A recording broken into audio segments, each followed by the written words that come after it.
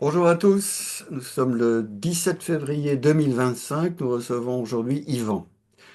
Alors Yvan habite Nice et on va surtout se focaliser sur Nice parce que c'est déjà un endroit, je dirais, défavorablement connu de nos services puisque plusieurs ciblés habitent à Nice. Il semble qu'il y ait un climat là particulier. Alors, ce n'a certainement rien à voir avec Monsieur le maire, qui est franc-maçon, comme on le sait, et qui appartient, disons, à une certaine communauté dont on n'ira pas plus loin si on ne veut pas se retrouver devant une chambre d'accusation, mais tout le monde aura compris où je veux en venir. Donc, ce monsieur et ses services ont tendance à confondre les citoyens avec des animaux d'expérience, et Yvan, qui nous fait le plaisir et l'honneur d'être là aujourd'hui, et malheureusement fait partie de ce spécimen. Nous allons essayer de comprendre pourquoi il a été choisi et euh, on va essayer de comprendre aussi pourquoi, quel est le but qu'il cherche avec lui. Et nous verrons que on retrouve les mêmes suspects habituels. Bon, ben, je viens de citer le maire de Nice, qui avait d'ailleurs été le successeur de maire aussi, on va dire, corrompu que lui pour parler de la famille médecin. Mais il semble que les Niçois ou les électeurs niçois soient assez peu regardants sur la qualité des élus. C'est connu même en Belgique, donc c'est dire que Nice, c'est quand même, c'est la baie des anges peut-être, mais c'est souvent l'enfer pour pas mal de personnes. Alors, Yvan, vous avez 52 ans et vous avez eu un parcours qui vous a mené d'une enfance, on va dire, tranquille au Liban en dépit de la guerre civile. Vous êtes venu en France, mais surtout, après votre passage en France, vous avez beaucoup bourlingué. Vous avez bourlingué en Chine, où vous allez finalement nouer des contacts intéressants qui vont vous amener secondairement en Afrique. Mais finalement, pour travailler quand même peu ou prou pour des Chinois. En Afrique, en Guinée-Conakry pour parler plus précisément, ça fera quand même déjà penser à une petite touche de France-Afrique, hein, euh, qui devient classique chez les victimes qui témoignent sur la chaîne. Vous allez faire un excellent travail puisque vous allez faire un travail de développement, de route, de chemin de fer, un travail très intéressant et vous avez l'intellect qui le permet. Mais malheureusement, ça va être aussi la source principale de vos ennuis. Parce que si vous travaillez, vous, pour les Chinois, il y a des gens en France qui travaillent pour eux, et peut-être qu'un certain monsieur Bolloré, qui fait également partie de, disons, de la même communauté que celle du maire de Nice, tout cela n'est pas anodin, il doit être dit à mot couvert pour ne pas avoir trop d'ennuis, mais ce n'est pas du tout un hasard. Donc nous retrouvons des individus qui, à deux bouts de la chaîne, ont pas mal de choses en commun. Alors, je ne sais pas si M. Bolloré est franc-maçon ou pas, mais je crois qu'il a pas mal de qualités pour l'être. Euh, et de l'autre côté, la salade niçoise. Mais quand vous rentrez en France avec ces précieux dossiers, bah, vous êtes connu. Vous allez arriver à Nice, et à Nice, on va vous fabriquer une petite cage bien faite, d'ailleurs sous le patronage des services sociaux de Nice, et également d'une patronne qui appartient également à la même communauté que le maire de Nice. Tout ça est très sympathique et très bien organisé. Vous allez y subir surtout du harcèlement. On parlera de votre avocat ensuite. Et un harcèlement qui va se terminer par la visite musclée de trois personnes de cet hôtel qui vont vous tabasser et qui vont également surtout piquer tous vos dossiers. Parce que c'est ça, ce qu'ils cherchent, c'est piquer vos dossiers pour les remettre entre les mains des bonnes personnes de la France-Afrique et ne pas laisser à des Chinois l'occasion de se mêler de ce qu'ils ne regardent en rien. Bon, on vous enverra également à pas 13 d'un point de vue administratif, puisqu'on va vous piquer tous vos documents. Vous aurez l'occasion de fréquenter le personnel flic de Nice, qui naturellement, on ne dira pas tous, mais au moins une partie est comme cul et chemise avec le maire de Nice. Et vous n'êtes pas le seul à le dire, puisque d'autres témoins à Nice disent la même chose. C'est emmerdant pour le maire, mais c'est comme ça. Et ensuite, vous serez victime du grand classique, c'est-à-dire du théâtre de rue. Vous serez victime aussi, évidemment, d'armes à énergie dirigées d'abord locales, mais malheureusement aujourd'hui, vous êtes ciblé non seulement à Nice, mais vous êtes ciblé dans la rue et vous êtes même ciblé quand vous allez au Liban. On voit la dimension de l'organisation qui est attachée à vos basques. On pense évidemment que les documents qui vous ont été volés n'ont pas été perdus pour tout le monde, mais il semble bien qu'on veuille décrédibiliser tout à fait votre parole, voire même, je pense, si vous veniez à disparaître ou à vous faire disparaître, ça ne serait pas contraire aux intérêts auxquels j'ai fait allusion. Voilà, Yvan, j'ai brossé rapidement et de manière caricaturale, j'en conviens, votre parcours. Mais est-ce que vous avez d'abord une observation à faire à cette biographie, je dirais, simplifiée? Non, tout d'abord, je voudrais vous remercier, docteur, parce que ce que vous faites, c'est quelque chose qui n'est pas, qui est très positif, hein. Pas que pour les victimes, mais pour la société et le monde entier. Donc, je vous remercie de m'avoir invité. Juste la remarque, ils m'ont volé à Nice mes dossiers, mais il y avait pas que mes dossiers, il y avait mon passeport, ma carte d'identité euh, et tout ce que j'ai entrepris durant une vie complète, mes diplômes, tout, tout, tout. C'est-à-dire usurpation d'identité à la base.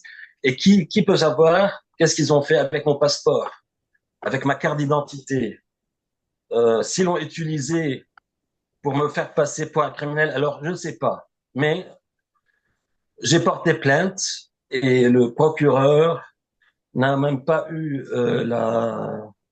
l'obligation morale ou juridique de faire suite à cette plainte parce qu'il y a des documents personnels et passeport surtout et carte d'identité. D'accord. Voilà, donc Yvan, si vous me permettez, on va peut-être revenir sur le moment où, après avoir beaucoup bourlingué à l'extérieur, il y a eu quand même un événement quand vous étiez en Guinée-Conakry où vous avez eu affaire au service diplomatique français. Ça s'est pas très bien passé. oui, c'est comme je vous ai aidé, comme on a discuté auparavant. Ça m'a pas donné aucune indication, hein, parce que ça arrive. Il y a des gens qui sont un peu difficiles, gênants ou etc. Mais il y a eu un refus de me recevoir comme un citoyen pour la carte consulaire, etc. Donc c'était quelque chose que j'ai même pas le souvenir, sauf quand j'ai parlé avec vous, mais c'est pas ça qui a déterminé. Là, on essaie d'analyser, hein, ça, Tout à fait, tout à fait. oui, Enfin, je voulais oui. pointer cet élément-là, puisque Conakry semble bien être le centre de vos ennuis après. Mais donc, quand vous arrivez à Nice, on va vous guider gentiment, merci la mairie, vers un hôtel, un logement, dans lequel vous allez directement victime d'un harcèlement, on va dire, classique de voisinage. Maintenant, Conakry, là où j'étais à Conakry, j'étais bien entouré. J'ai eu aucun problème local, aucun. Alors, je voyageais même sans visa puisque le chef de l'immigration, de la police m'envoyait une lettre d'invitation. Donc, j'étais bien entouré. J'ai jamais eu de problème et tout le monde nous respectait parce qu'on était là transparent. On faisait les choses comme il faut. Les projets qui prennent 2 ans pour construire avec notre société, c'était 6 mois. Ce qui coûte 2 milliards, ça coûte 1 milliard, etc. Donc, c'est pas Je vais juste vous dire qu'à Conakry, c'était la belle vie et tout le respect au peuple guinéen et à ses dirigeants aussi. D'accord. Donc le problème ne se situe pas là, il se situe évidemment dans la France-Afrique habituelle. Et Oui. donc quand vous allez arriver à Nice, vous allez être victime d'un harcèlement de voisinage. Et puis tout ça va malheureusement s'enchaîner parce que vous allez porter plainte contre ce harcèlement de voisinage avec un avocat dont on peut, je pense, citer le nom et honorer la mémoire. Vous le citerez vous-même, mais qui va payer de sa vie le fait de vous défendre. Alors ça, c'est une hypothèse. J'ai aucune preuve. Mais c'est aussi des indications parce que cet avocat donc de renommée internationale, il était spécialisé dans le domaine international aussi. Mais il était âgé, hein, il était presque à la retraite, mais c'est quelqu'un de très très compétent et c'était plus qu'un avocat, c'était aussi un ami. Il est mort à l'hôpital. On ne sait pas comment, mais ce qu'il m'a dit juste avant son décès, il m'a dit que s'il va me défendre dans ce dossier, etc., où il y a peut-être des gens qui sont mafieux, il m'a fait la remarque qu'ils vont me mettre une balle dans la tête, etc. Des choses qu'il m'a jamais parlé de ça, mais il a perdu, donc il a été empoisonné, hein, comme moi-même au même moment. Il a perdu, je l'ai vu après deux rencontres, donc c'est avec un espace de temps d'une semaine. Il a été empoisonné, je l'ai même pas reconnu dans son cabinet.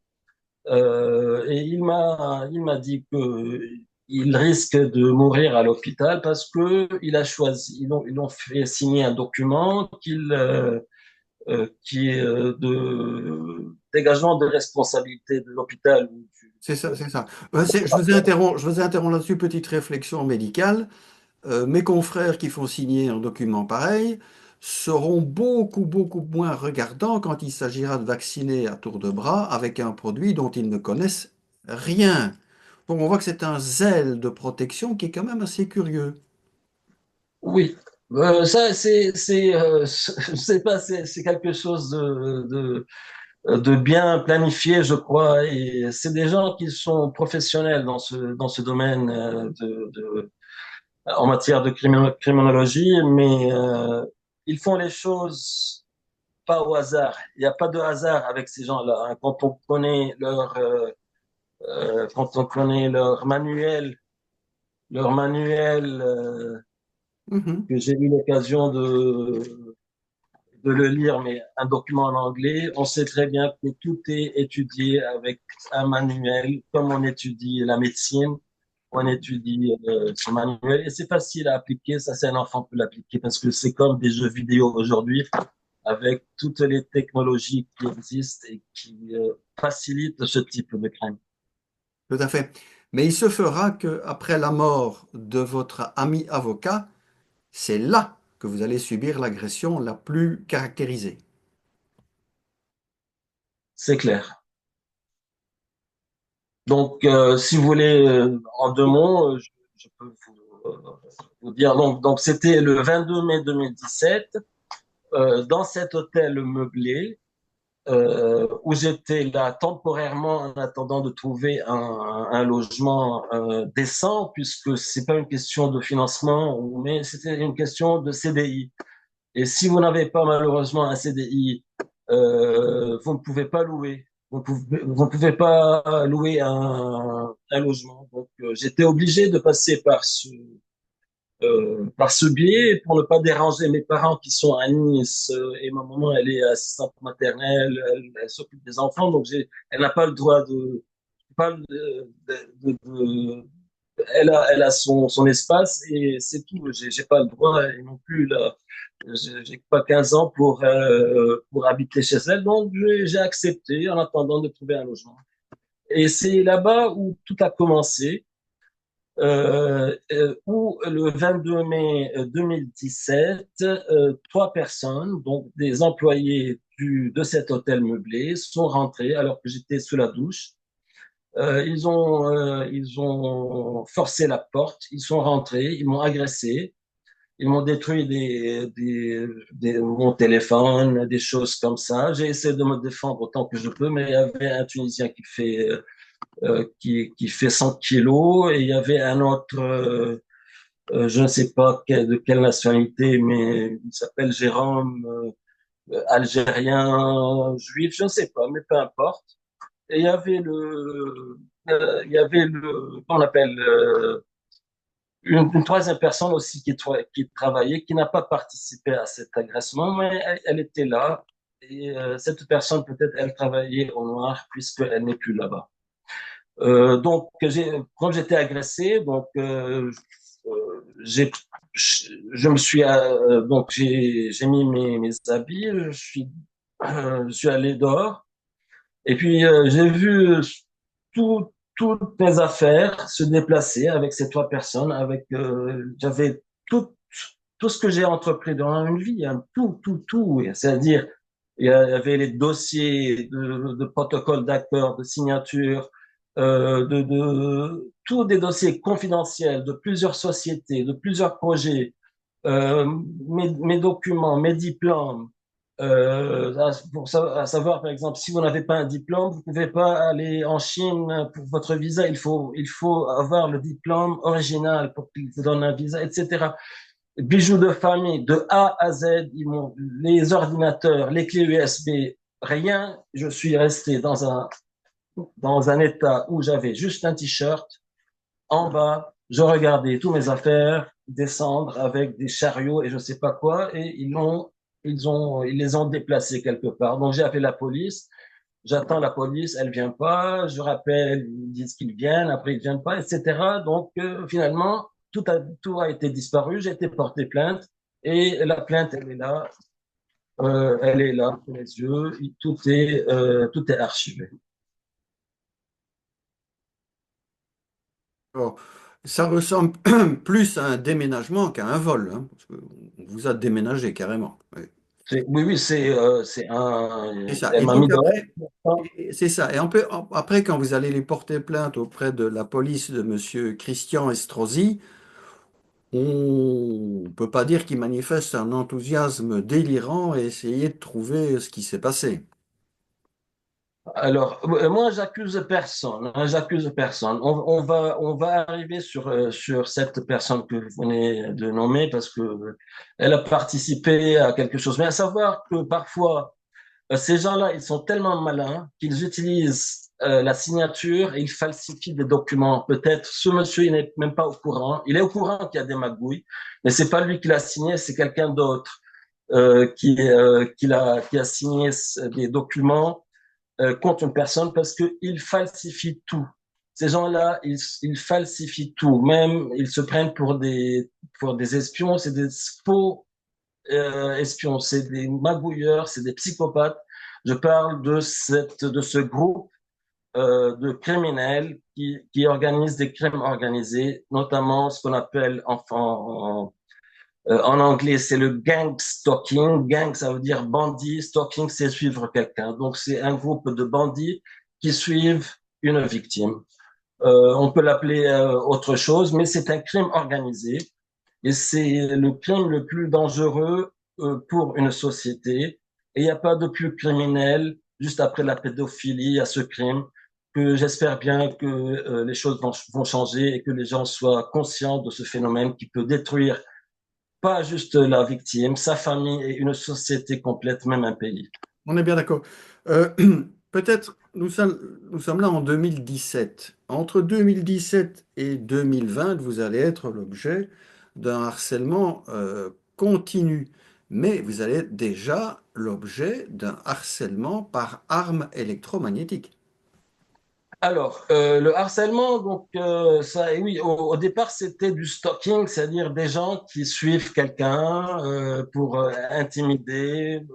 Au départ, vous pouvez pas imaginer il y a ce type de gens, mais ça peut être une coïncidence, ça peut être quand vous êtes allé à la police, vous avez signalé, etc. Ça peut être des gens qui veulent du bien pour vous, qu'ils essayent d'enquêter afin de vous protéger comme quoi vous êtes. Mais finalement, après 7 ans de recul et 7 ans de ce type, vous pouvez comprendre que c'est un crime organisé dont le but final, c'est de détruire et d'assassiner une personne, que ce soit au niveau psychologique ou physique.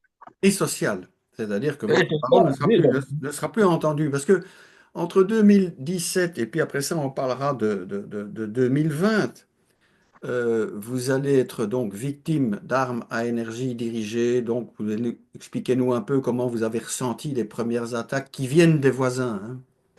oui, donc tout a commencé quand j'ai commencé de parler de ces à mes proches. Donc j'ai commencé à communiquer avec mes parents, mon frère, etc. C'était en 2018, après un certain temps, hein, je sais pas, avant de... Bien, ben, quand j'ai commencé à parler de ce phénomène, les choses ont commencé à s'aggraver. C'est-à-dire, c'est des chantages. Ils font un chantage, c'est-à-dire que vous fermez la bouche. On va vous harceler, on va vous voler, mais vous restez, vous fermez votre bouche et vous parlez pas de ça. Mais bien naturellement, si quand quelqu'un vous agresse une fois, vous pouvez le pardonner. Vous pouvez le pardonner, il s'en va. Si quelqu'un vous vole une seule fois, c'est un voleur, vous le pardonnez, vous portez plainte. Si quelqu'un vous tape sur votre gueule, vous pouvez lui pardonner ou lui donner une tape ou bien porter plainte. Mais ces gens-là, c'est des gens qui volent, qui vous violent votre vie, qui vous menacent, mais c'est toujours réitéré et tous les jours, tous les jours, tous les jours, tous les jours, pendant, ça fait 7 8 ans. C'est ça. Aujourd'hui, je me pose pas comme une victime, mais un survivant de ce crime. Est-ce que vous Je pouvez, suis pas... c'est ça, est-ce que vous pouvez l'expliquer, les premiers ressentis vers 2017 des armes à énergie dirigée en provenance de vos chers voisins? Ce que vous avez Alors, ressenti? en 2017, il n'y a pas eu C'était en 2018, en revenant d'une mission donc, où j'ai travaillé en Irlande, dans une grande entreprise où j'étais aussi, comme je vous ai cité, après 2 semaines de mon embauche, ils se sont infiltrés dans le système, surtout informatique, et ils commençaient à me harceler avec mon travail. Donc, avec le travail, c'est la sueur, vous mettez de l'amour dans votre travail et finalement, vous voyez que votre travail a été volé devant vos yeux. Donc, j'ai démissionné et j'ai demandé à mes parents de m'aider à trouver un appartement parce que je rentre plus dans le système social français puisque c'est ça qui a c'est le début du problème, c'était ce passage dans le système social. Donc mes parents, ils ont trouvé un studio là où je suis toujours là. Et quand je suis rentré après 2 ou 3 semaines, j'ai commencé à être harcelé par un voisin qui est au-dessus de moi, qui n'est plus là, dont il y a une plainte contre lui parce qu'il est venu me menacer, il a sauté du balcon, il est venu me menacer, il voulait me tuer, il a jeté une chaise de, je sais pas, de 20 kilos alors que j'étais dehors, il avait juste en haut. Il a jeté, j'ai toutes les preuves, toutes les photos, il y a une plainte contre lui, mais il a disparu. Il change de pion, il a disparu. Mais ce studio, c'est un endroit d'opération puisque c'est proche. Donc, il y a que, à partir du plafond, il y a une épaisseur de 20 centimètres. Donc, s'il tape, on entend, etc. Mais c'est pas la nuisance que du tapage, puisqu'il y a eu des campagnes de tapage, campagnes de mensonges, comme tout est mentionné aussi dans leur manuel, etc. Mais il a commencé à utiliser des micro-ondes que je crois être fabriqués manuellement à des moments bien précis où on entendait, surtout la nuit, un petit pouf comme ça, une petite comme comme si c'était la porte du micro-ondes qui. Et juste après ça, on ressent des brûlures sur tout le corps, ce qui n'est pas normal, hein, des petites brûlures sur tous les corps. sur tout le corps. Alors, après des recherches, hein, j'ai vu que c'est ce type d'équipement peut être fait par des amateurs, c'est-à-dire c'est pas professionnel, c'est pas une arme, c'est un micro-ondes qui est démonté et il projette ça. Donc il a commencé de cette façon, à part les tapes et les menaces de mort et la tentative d'assassinat dont lui il est l'auteur. Donc ça a commencé par ça. Et puis, à fur et à mesure du temps, ils ont développé leur arsenal et ils utilisent des moyens beaucoup plus avancés, mais qui restent des gadgets. C'est pas des équipements de militaires. C'est des gadgets où on peut acheter aujourd'hui sur Internet, sur le Darknet ou sur Internet. J'en ai vu un site où ils vendent ce type d'équipement. Donc, c'est vendu librement.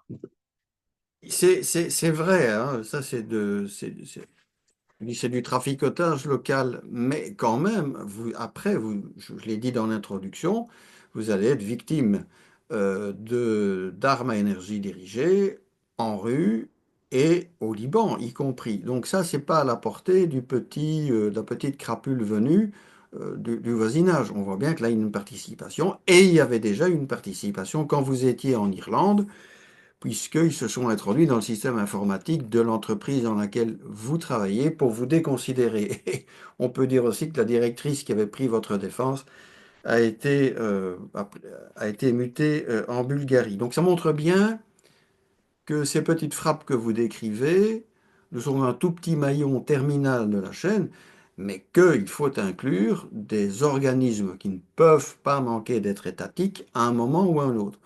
Alors, militaire, pas militaire, on n'est quand même pas oublier non plus que si le matériel devient plus sophistiqué pour vous attaquer en rue, on a quand même de plus en plus tendance à penser que les militaires sont pour quelque chose là-dedans, ne fût-ce que pour le ciblage, parce qu'on rappelle que le ciblage au centimètre peut être fait avec des satellites, mais c'est 4 satellites d'origine militaire. Donc, je le dis, je le répète, les militaires qui sont derrière sont des gens qui, en bonne logique, commettent un crime de guerre et devraient mériter le peloton d'exécution dans une société normale.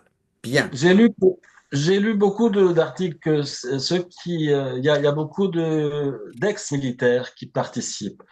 Il y a beaucoup d'ex-militaires qui sont les auteurs en partenariat avec des sociétés privées qui ont des partenariats avec la mairie, etc. Donc, ils vendent le système, mais ils ont toujours la main là-dessus. Donc, ils peuvent vendre le système ou donner gratuitement au Liban, par exemple, mais ceux qui ont la main peuvent être en France, aux États-Unis, en Israël, on ne sait pas. Mais ils vendent leur système ou leur donnent, mais leur système est connecté sur Internet et ils peuvent commettre des crimes qui ne sont pas originaires du Liban et que même le gouvernement libanais n'est même pas au courant, puisque à l'aéroport, ils ont installé, la France a donné un cadeau au Liban avec tout un système de surveillance. Mais Mais rassurez-vous, en Belgique, c'est la même chose, puisque nous avons la grâce d'avoir Thales, qui est une entreprise tout à fait respectable, enfin qui déploie des armes à énergie dirigée, puisqu'elles en font même la publicité de recrutement pour des ingénieurs. Bon, on connaît le passé sulfureux de Thales, précédemment Thomson, grâce à Madame de Viejoncourt, dont je salue ici le courage. C'est une entreprise crapuleuse.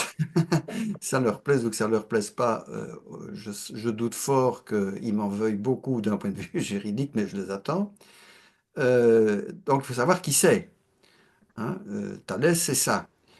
Et au nom du secret défense et de l'honneur de la patrie, on déploie des systèmes d'armes dont les premières victimes sont les citoyens du pays en question. Voilà. Il faut quand même appeler un chat un chat.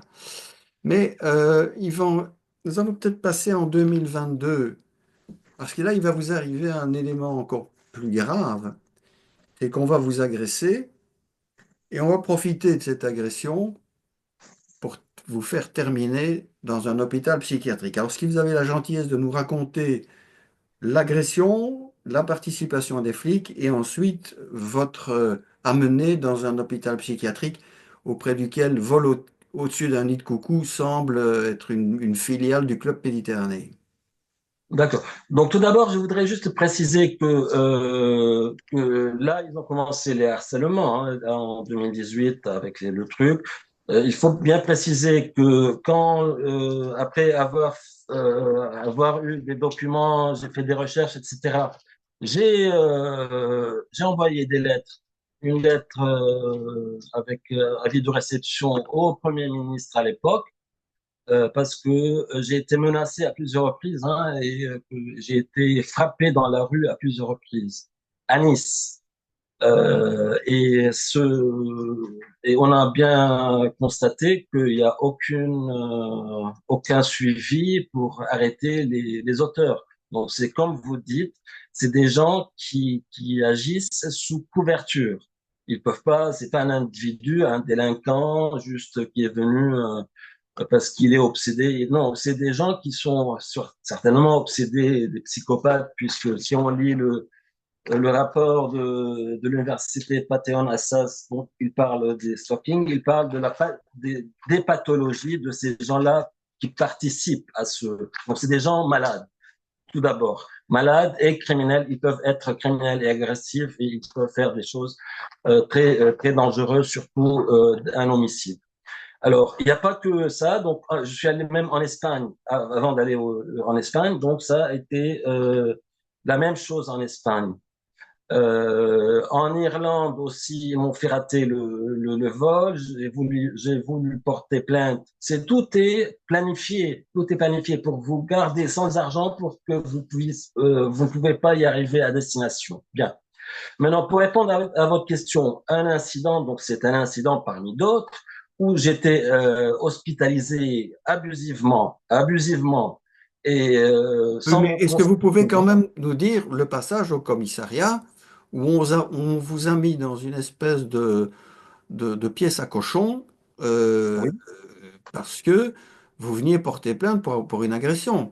Donc, d'accord. je pense que le pays des droits de l'homme, là-bas, il y a peut-être encore quelques améliorations à apporter. Ah, bien sûr, ça c'est clair. Donc je vais un peu rentrer dans les détails parce qu'il faut que l'audience puisse comprendre un peu la situation. Pourquoi, qu'est-ce qui s'est arrivé? Donc c'était une journée, je ne connais pas la date, mais elle est certainement là. C'était dans la nuit, à savoir que durant l'après-midi, donc j'ai appelé la police parce que j'ai été, ou bien je me rappelle plus si menacé ou harcelé d'une manière agressive. C'était la même journée.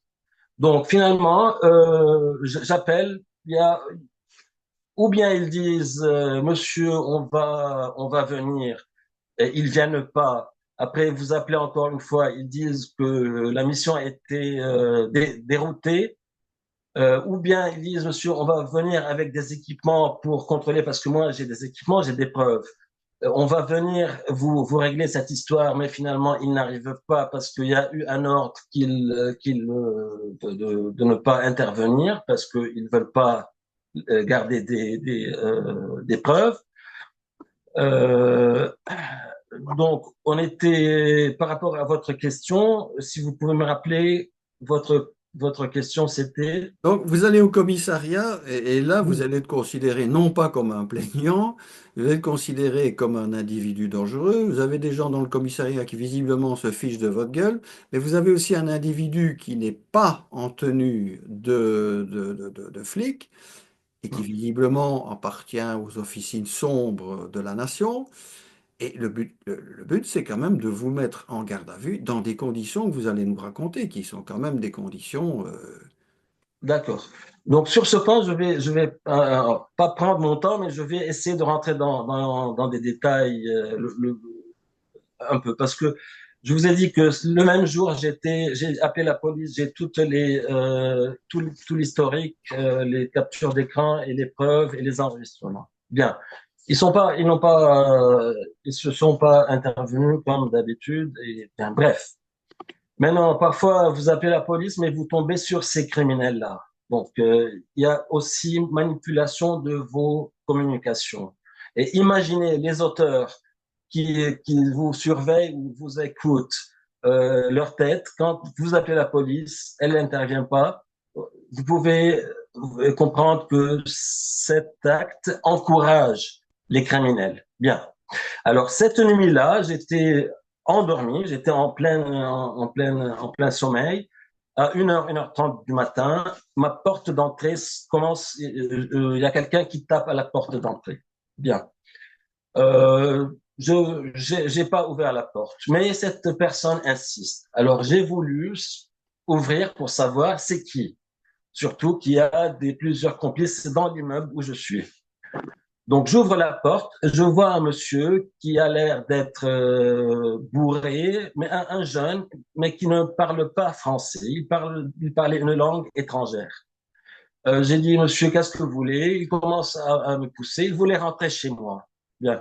Il était accompagné par une autre personne, une fille, une dame, que j'ai pas vu son visage, mais ils étaient dans le studio adjacent qui ont peut-être loué via Airbnb, via ce réseau, parce que ce local devrait être vide selon les propriétaires qui ne voulaient pas louer. Mais c'était exceptionnel. Ils étaient là durant donc cette soirée-là. Donc 1h30 du matin, j'ouvre la porte. Finalement, il essaie de... Je referme la porte. Tout d'un coup, il y a le store donc que je ferme durant la nuit. Il y a le double vitrage fermé. J'entends quelqu'un qui est en train de taper sur le store et qui casse le store. Et alors que moi, j'étais en communication avec la police. J'ai dit, écoutez, il y a des gens qui m'agressent. Il est 1h du matin.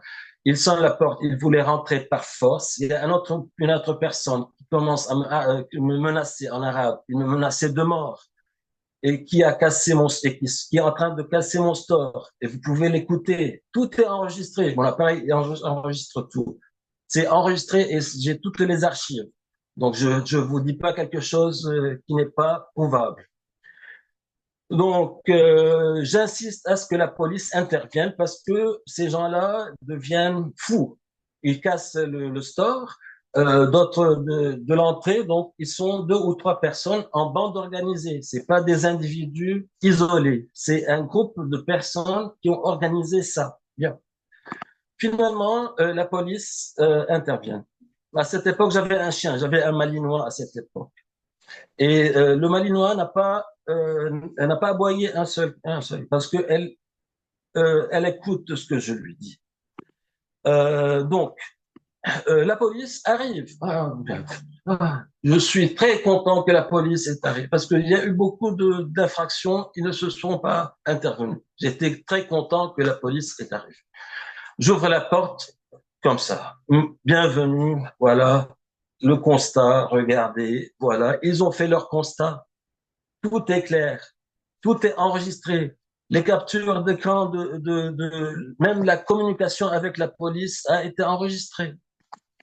Tout est enregistré. Donc, tout gentiment, ils étaient très très gentils, très très gentils. Un des policiers me dit, il faudra porter plainte. Je dis oui, je vais porter plainte bien sûr. Elle m'a dit, venez avec nous, on va aller au commissariat pour porter plainte. J'ai dit, écoutez, il est 1h30 du matin et j'ai pris un somnifère pour pouvoir redormir parce que c'était la nuit, donc c'est pas faisable, hein, c'est peut-être le lendemain. Elle m'a gentiment convaincu, ils m'ont gentiment convaincu de venir avec eux. Bien, j'ai dit OK, j'ai bien dit voilà, Bella, fais attention, j'ai bien fermé. Avant, il rentrait dans le studio, hein, je ferme avec une sécurité pour savoir s'il rentre dans mon studio, je peux avoir une preuve. J'ai tout fait avec la police, sans menottes, sans rien, tout gentiment, on discutait, tout ça. On est allé au commissariat, mais on est tombé, pas au commissariat, on est tombé qu'on appelle ça euh, la caserne, une caserne à Vauban. Bien, on sort, voilà, il m'invite à rentrer dans une salle où il y avait un bureau Et il y avait une personne assise et moi j'étais assis face à cette personne. Cette personne me dit, alors j'ai essayé de me communiquer, j'ai dit voilà, je suis là pour porter plainte. Il m'a dit vous êtes monsieur, vous êtes accusé de d'usage d'armes et détérioration. Alors moi j'ai rien compris. J'ai dit mais c'est moi la victime, monsieur. Je suis. Comment vous pouvez m'accuser? Il m'a dit ça. Alors, est-ce qu'il y a une plainte entre-temps qui a été? Certainement qu'ils ont, c'est pas eux qui ont porté plainte, mais leur chef, parce qu'ils ont comme une sorte de hiérarchie, c'est en bande organisée. Bien. Il m'a dit, bien, demain, parce que là, il était 2 heures, 3 heures du matin, il m'a dit, demain, vous allez porter la plainte. J'ai dit, OK. Il m'a dit, il faut attendre demain. J'ai dit, où est-ce que je peux attendre? Moi, j'ai pensé, je vais attendre dans une salle avec un policier de service ou quelque chose. Mais finalement, ils m'ont pris dans un endroit où il y avait une petite maison. Et là, ils ont commencé à me fouiller, presque nu, hein, presque. Alors, ils m'ont dit que vous allez passer la nuit dans cette chambre. Et là, il y a une personne qui est en garde à vue. Moi, le mot garde à vue, je le connaissais pas. J'ai un fichier vierge, qu'on appelle le casier judiciaire vierge. J'ai jamais fait de garde à vue. J'ai jamais fait une infraction, que ça soit ici ou ailleurs, ou au Liban ou en Chine ou quoi. Je suis très honnête et je suis bien éduqué et je fais aucune infraction. Sauf que cette nuit-là, je me suis défendu parce que j'ai utilisé la bombe lacrymogène, donc c'est le spray de moutarde qu'on achète à 7 euros dans les bars tabac. J'ai utilisé contre cette personne qui était à l'entrée et qui forçait la porte et qui voulait entrer par force. Je ne sais pas pourquoi. J'ai pas compris parce qu'il parle pas le français. Et vous pouvez voir jusqu'à présent que les traces de ce spray sur ma porte. Donc, je suis pas sorti j'étais chez moi à la maison, Et avec, bien. comment vont-ils vous bloquer dans ce soi-disant commissariat? Bon. Donc, j'avais tout mon droit de me défendre et sans agressivité, juste une bombe pour le repousser. Et alors que j'étais menacé de mort il a cassé le store, il voulait rentrer. C'était le voisin de ce studio-là, aussi un étranger. Bien. Alors il me déshabille pour revenir il me déshabille tout ça, il voit, il n'y a rien. Donc vous allez rentrer dans cette chambre. J'ai dit ok. Bien. Alors moi je ne savais pas c'est quoi cette chambre. Je, je marche, il ouvre une porte, je vois une chambre sombre qui fait 2 mètres carrés de long ou 3 mètres maximum et 1 mètre carré 1 mètre et demi de.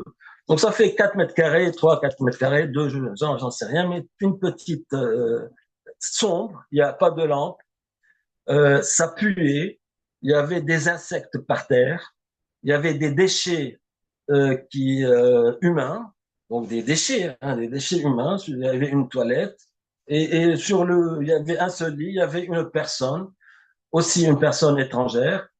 Et le policier me dit, j'espère que vous allez vous entendre avec cette personne parce qu'on n'a pas de place, vous êtes obligé de rentrer dedans.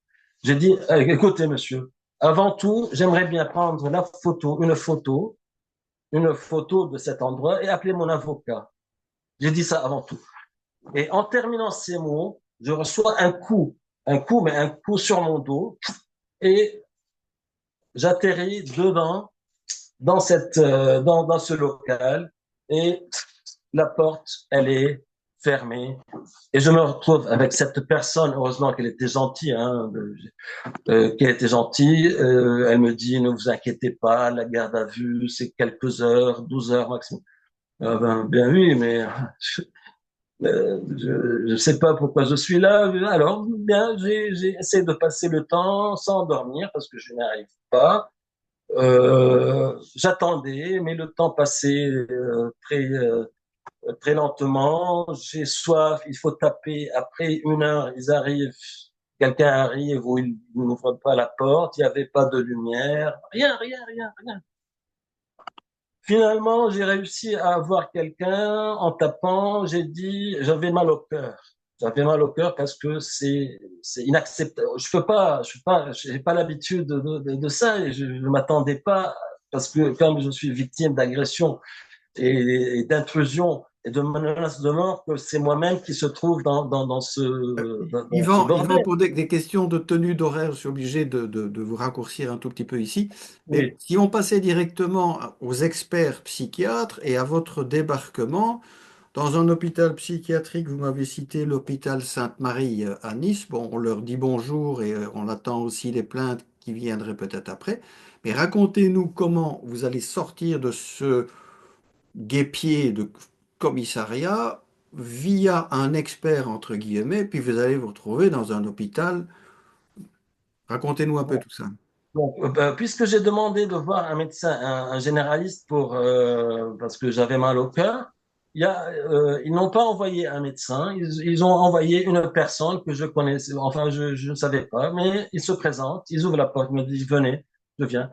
Il me dit ça c'est le médecin. J'ai dit oui bonjour docteur, j'ai mal au cœur, je peux pas. Il me dit je suis expert en psychiatrie. J'ai dit, écoutez, moi, j'ai demandé un médecin parce que j'ai mal au cœur. Alors, pourquoi je dois vous parler? Il me dit, mais j'ai dit, il m'a dit juste une question. J'ai dit, allez-y, une question, oui.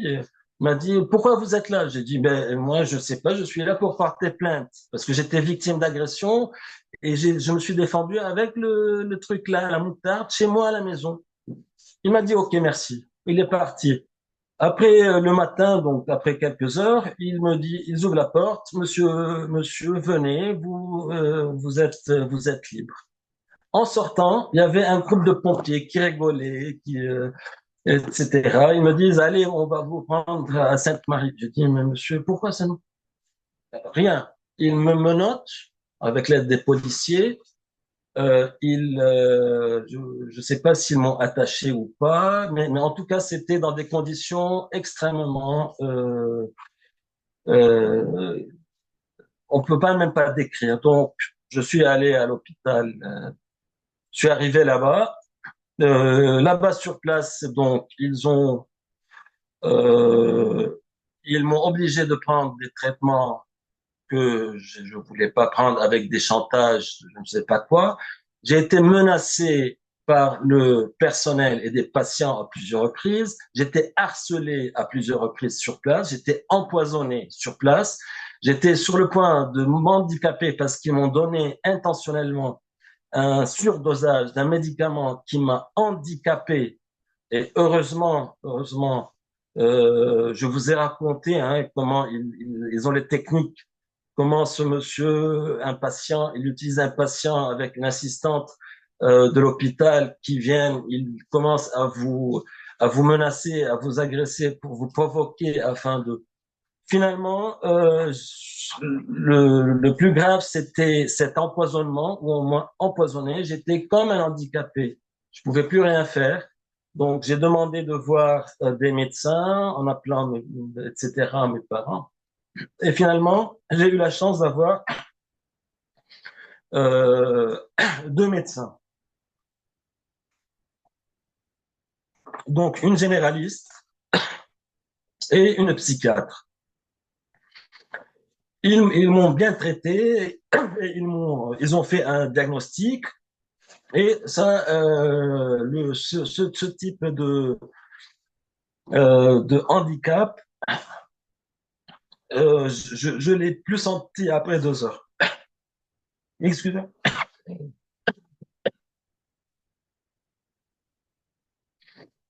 Excusez-moi.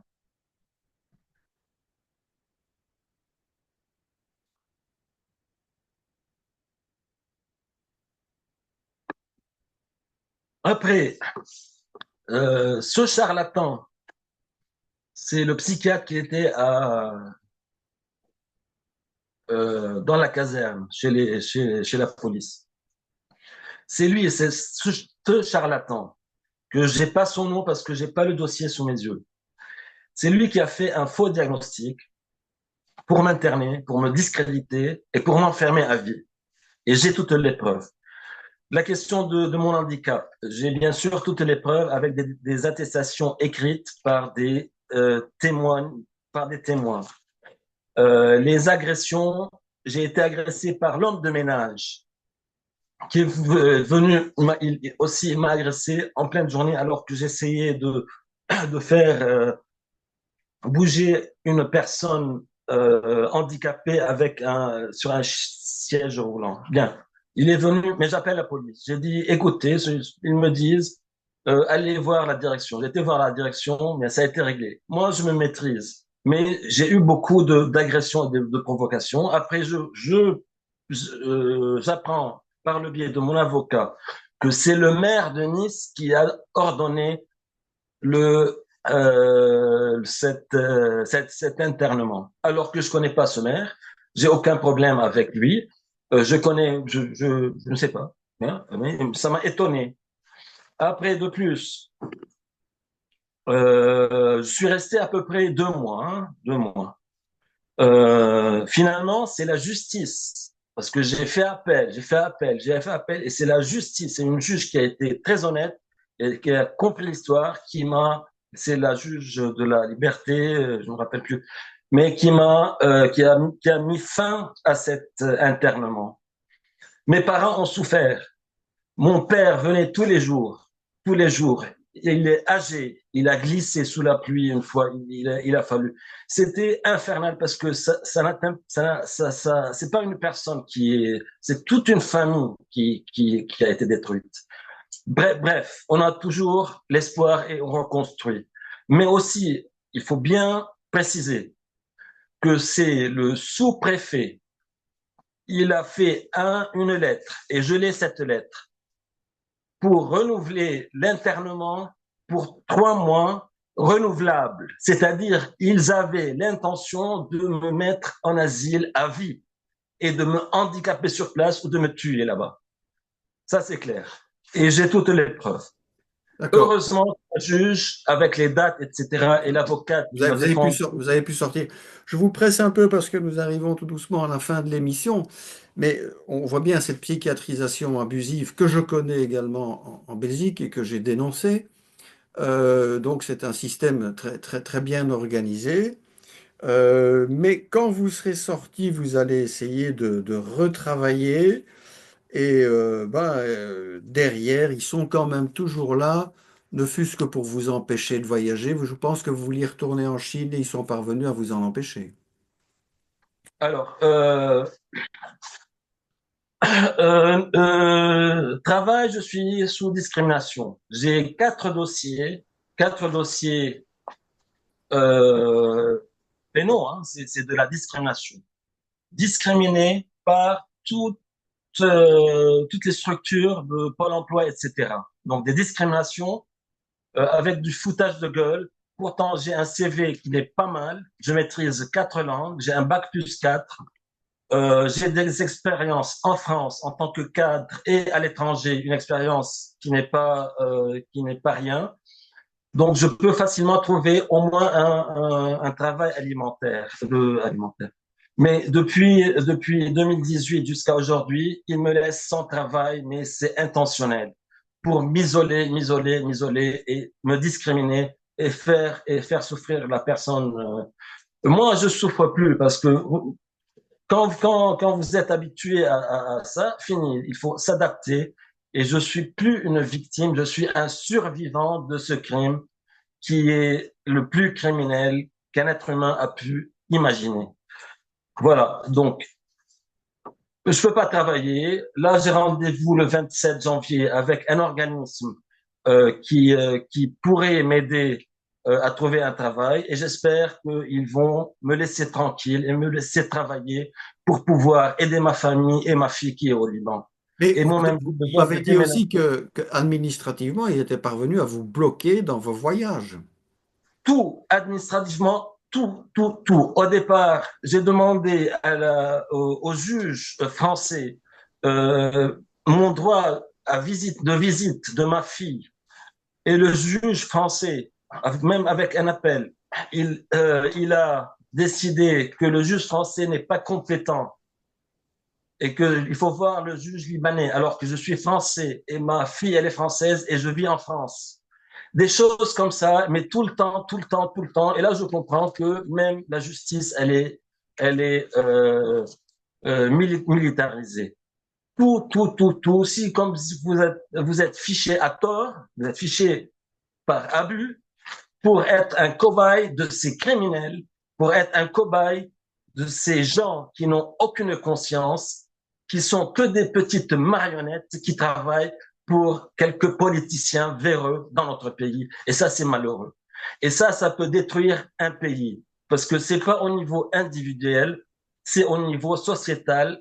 C'est un truc qui détruit la personne, une famille, un groupe de personnes, que ce soit ethnique, quoi que ce soit, mais aussi un pays. Parce que s'il n'y a pas de justice dans une société, elle va mourir, elle va aller, je ne sais pas où, mais il y aura pas d'espoir avant que ces gens-là soient mis à l'écart, démantelés et que justice soit faite.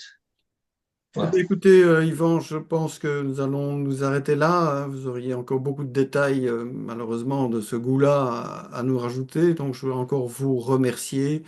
Et j'en profite pour avoir une petite pensée pour mon ami Georges, qui était une des chevilles ouvrières de cette action de faire témoigner les victimes.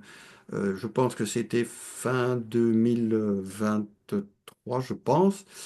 Il n'est plus de ce monde et je songe à lui, je songe aussi à des gens comme Fabrice, comme Régis, comme Hélène Pelos et bien d'autres qui me pardonneront de les oublier, de ne pas citer leur nom.